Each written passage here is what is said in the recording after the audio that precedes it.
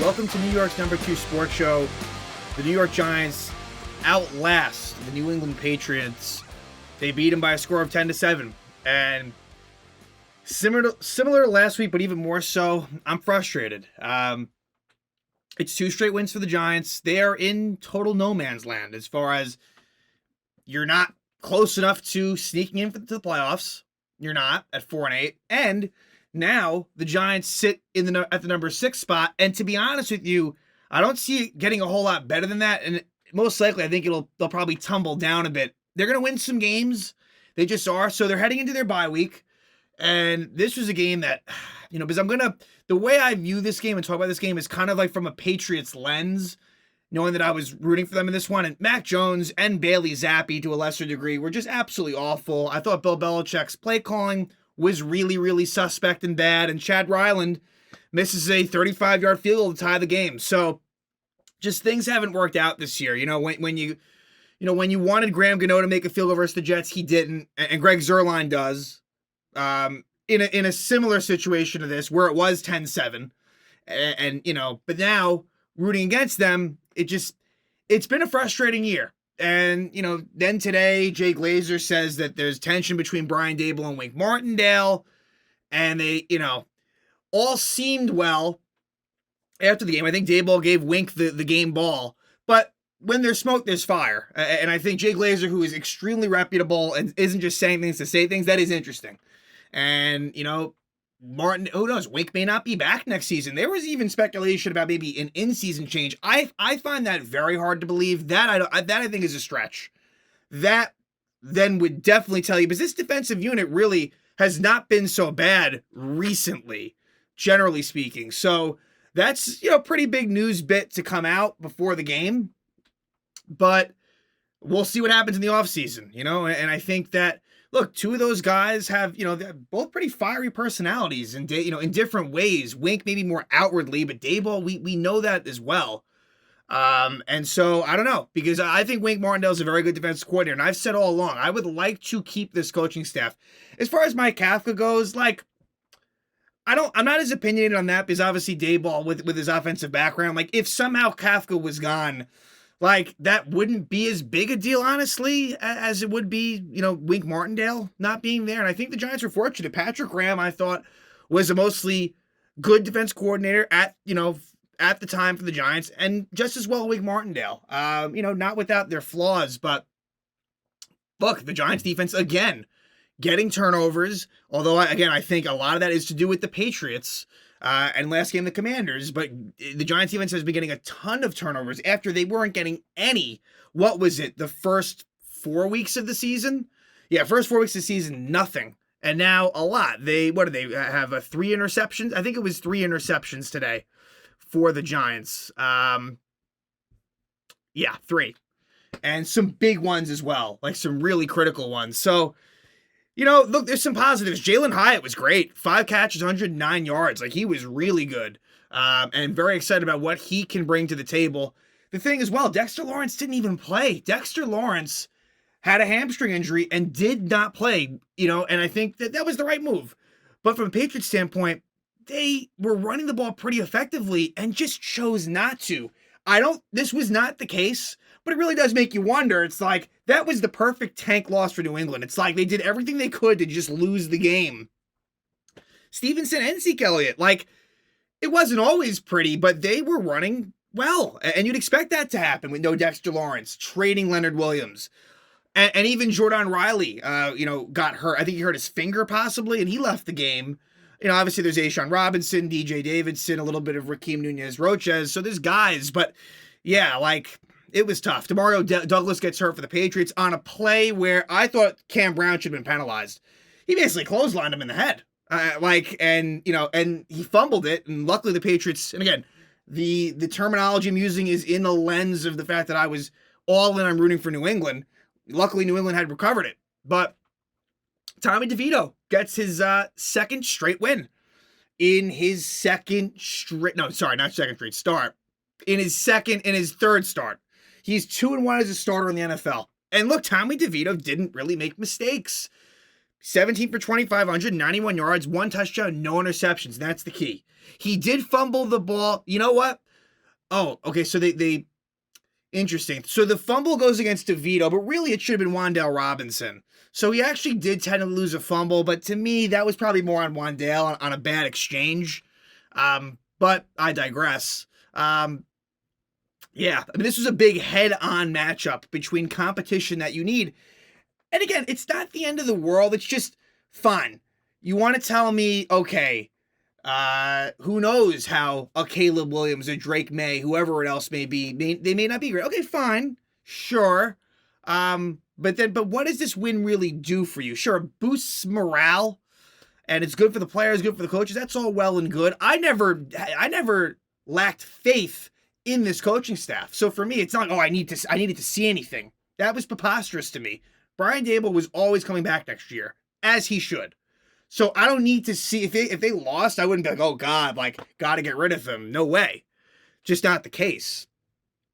So it just sucks. Going to the bye, 5 weeks to go. And yeah, I'll be rooting for losses the rest of the way, just because you're not making the playoffs. You're just simply not. And look, if you weren't playing the Eagles twice, then maybe I could get on board. All right, let's go for the miracle run here. But you are. You were playing the Eagles twice, and at least one of those games, the Eagles will be going full go with their starters. And what's going to happen is, I can already see it now, the Eagles will have the number 1 seed locked up going into the last week of the season, and they will rest all their starters, and the Giants will win a very meaningless game. In the long line of Giant Eagle fuck-ups and things you don't want, I so envision that happening currently. That's the way it looks right now. So, again, just sucks because, like, it's not as if the Giants, like, played particularly well, right? I mean, last week, all right, Devito looked good. There's some things, and I don't know. It is what it is. And I don't blame, like, the players, they got to play. This is their jobs. This is their livelihoods. Like, that you got to play to win. Like, I totally get that. But, man, the Patriots handed this to the Giants.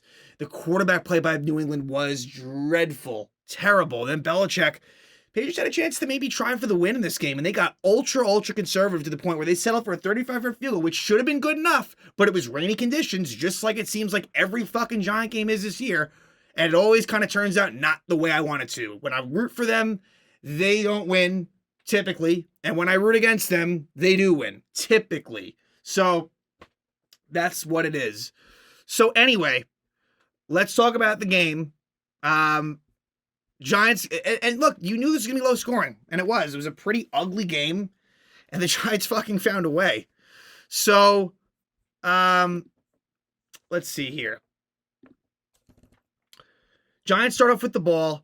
You get a Saquon Barkley. It's a nice run. Saquon didn't really do much today. New England's pretty good against the run. Saquon was fairly bottled up. He had a couple of big burst runs, but nothing crazy from Barkley. But Jalen Hyatt with a 29-yard catch. But ultimately, with the Giants having a decent drive, it's a bad exchange between Devito and Wan'Dale, and it's recovered by former Giant Jabril Peppers. And on the first drive, you could just tell right away that this was not looking good for New England. A 6-yard run to start for Ramondre Stevenson. And then on 3rd and 2, delay a game. Like, on the third play of the game, delay a game. You just can't have that, and so they punted away. Giants get the ball back. Another big play to Jalen Hyatt, 22 yards, but Devito sacked, and the Patriots had 6 sacks. That's the thing with Devito. He takes a lot of sacks. But it's either sacks or, like, not horrible play. It just, it's interesting where he puts them in bad down and distances, but he's not turning the ball over. And he's kind of throwing with some decent and not better He's looking a lot better than I would have ever thought. Now it's kind of back to me thinking maybe Tommy DeVito could be a backup next year. Like, I think that's within the realms of possibility. I don't know if it's going to happen, but you could tell if you told me that. Now, again, it's a little bit complicated with the Jones injury, but like under normal circumstances, could Tommy DeVito be a backup in this league? It seems like it's actually possible. But anyway, the Giants go not 3 and out because they had the Hyatt catch, but they do punt it away. New England gets the ball. You get a Devontae Parker first down, a 3rd down conversion to Zeke Elliott. They get the ball to midfield, and then they even get another first down, but then they kind of stall out. And that was frustrating. So the Patriots punted away, and the Giants start out with bad field position at their own 6. However, they're able to get some first downs. One to Darius Slayton, and Slayton was listed as doubtful, but played. You never see that. Didn't do a whole lot. I think he had a couple of catches. He was kind of in and out of the game. He could use the bye week, but yeah, Slayton toughing it out and playing was interesting to see. But anyway, Giants end up in a 3rd and short situation, and they don't convert the first down. So another punt, a really big punt by Jamie Gillen, actually. And now here was a really bad play by Mac Jones. So New England, this wasn't the really bad one. It wasn't good, though. 2nd and 7 at their own 35 at the end of the first quarter. Mac Jones, it was intended for Demario Douglas, intercepted by Deonte Banks.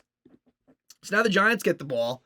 And the last play of the first quarter is a 19-yard run for Saquon. Now it's in New England territory. However, the Giants, they also kind of stall out right on the range in the periphery of a field goal chance. They don't come through. And so they punt it away. New England starts out in their own, deep in their own territory. They go 3 and out. So the Giants start out with decent field position. And the Giants caught a break where, in the sense that the ball on the punt goes off of Nick McLeod, but he's able to recover it. It just seems like that's happening a lot where the Giants have come close to disaster. And they seem to be the ones that are recovering fumble. In this game, obviously it was just interceptions, but recovering their own fumbles in a lot of cases. But anyway, the Giants, like I said, start out with decent field position, but they go 3 and out. So New England gets the ball back, and this is the drive with the really, really bad Mac Jones pick. So now they're starting to move the ball. Ramondre Stevenson, 15-yard run. Demario Douglas with a couple of quick plays for yardage that worked. And even a 3rd and 15 conversion from Jones to Devontae Parker. Ultimately, it's 3rd and 4 at the Giant 23. Mac Jones faces pressure from, I think Isaiah Simmons, and intercepted by Bobby Okereke. And Bobby Okereke's been a really good Giant. That was a really good signing. He's been playing with injury and playing very well, but just a really bad play by Mac Jones. Just horrible. And Okereke returns it all the way to the New England 26. But it gets worse from here. And again, gets worse from a wanting the Giants to lose standpoint. They convert a couple of really big 3rd downs. A 3rd and 8 to Jalen Hyatt for 12 yards. And then after the 2-minute warning, 3rd and 10 at the 12, terrible tackling by the Patriots. It's Devito to Isaiah Hodgins for a 12-yard touchdown. Just, if there's a tackle made there, then it would have put the Giants in a position where either they take the chip shot field goal or they go for it on 4th, but it doesn't play out that way. They get the touchdown at 7-0. And New England gets the ball back under 2 minutes, doesn't do anything with it. They punt it away. Giants get the ball back. They don't do a whole lot with it anyway. 7-0 going into the second half. Mac Jones is benched. Bailey Zappi is in. And the Patriots get their 1 touchdown drive to start the second half. Randy Bullock kicks it out of bounds. So New England starts at the 40. Ramondre Stevenson with a 13-yard run. 3rd and 13 conversion from Zappi to Douglas. Sorry, not at third. No, it made it 4th and 1. He was just short. But then Stevenson on a direct snap gets the first down. Then another 3rd down conversion. Well, not another one on this drive, but in the game. Demario Douglas with that. Then on 2nd and 10, Zappi to, I think his name's Tyquan Thornton for 15 yards. And then 1st and goal to 7, Ramondre Stevenson scores. 7-yard touchdown, ties it up at 7. And then the Patriots have momentum at this point. 3rd and 16 to the Giant 19, and Tommy DeVito, 41 yards to Jalen Hyatt. Hyatt is such a threat, but a bad job by the Patriots. You can't let him get behind you. Ultimately, it doesn't lead to the Giants scoring because then the Patriots get a sack. They stop them, but it did flip the field position. And so now the Patriots have the ball deep in their own territory. They do get out of there. But unfortunately, they end up just short of a first. 4th and 1 at the New England 39. Originally ruled a first down, but correctly changed. Stevenson was just short. So now the Giants get the ball back after a punt. This goes from the 3rd to the 4th quarter. And it looked like, again, Patriots are doing well. Giants end up punting 4th and 7 at their own 22. New England gets the ball. Not great field, but again, Jamie Gillen did a really good job in this game. So here's the situation. 1st and 10 at the 35, and Bailey Zappi intended for Juju Smith-Schuster. Triple coverage. And Xavier McKinney with the interception. So finally, Xavier McKinney does something like, not to say he's done nothing this year, but that, I feel like Xavier McKinney's best highlights of his career are usually when I don't want him to do something. And here he gets an interception, brings it to the New England 32-yard line, and so they gave the Giants the field position they needed, And eventually, after some hiccups along the way, a 42-yard field goal for Randy Bullock that he just sneaks in. Just got it in there. And the Giants take a 10-7 lead. Then New England has a drive where they pick up one first down, but then Zappy's sacked by Jihad Ward. And the Patriots punted away with about a little more than 5 minutes left. But the Giants go 3 and out. So now New England gets the ball back. Mind you, with 2 timeouts left. The timeouts ended up not really making a big difference, but they have 2 timeouts left, 3:15 left in the game with good field position. The ball is at midfield to start.